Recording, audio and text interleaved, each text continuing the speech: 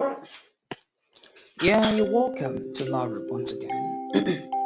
Wanted to sit tight and learn the British pronunciations of the first symbol, the A sound, and the second symbol here is A sound. The mouth is not as wide as that of A sound. So we have A and A sound there. So kindly take your time to learn. You're welcome. So, while the first picture on the screen is cat, the British cat, the American is cat. Now, while the second pronunciation, the second picture is cat. The mouth is not as wide as that of cat, C-U-T, cat. The next set of words here, now the first picture here, A-N-K-L-E, is ankle.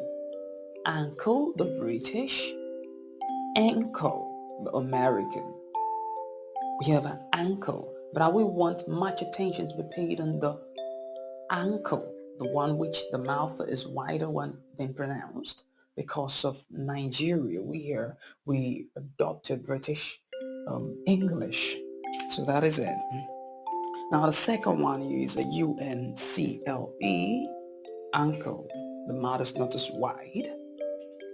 That's that, ankle.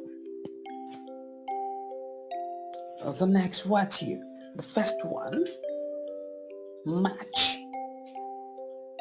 British, match, American.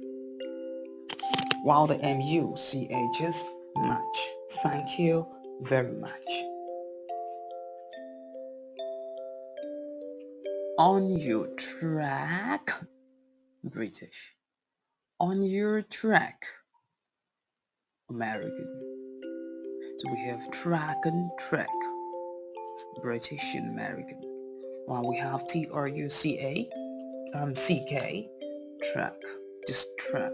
The mouth is not as wide of T-R-A-C-K. Keep that in mind, please. Thank you. We have the next words here.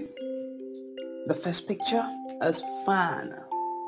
Fan, British, that is it. Fan, American, that is it. And the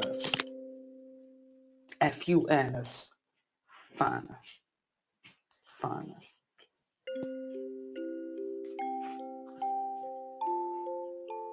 On the first picture here, we have an crash, C-R-A-C-H, crash, British, while the American is crash.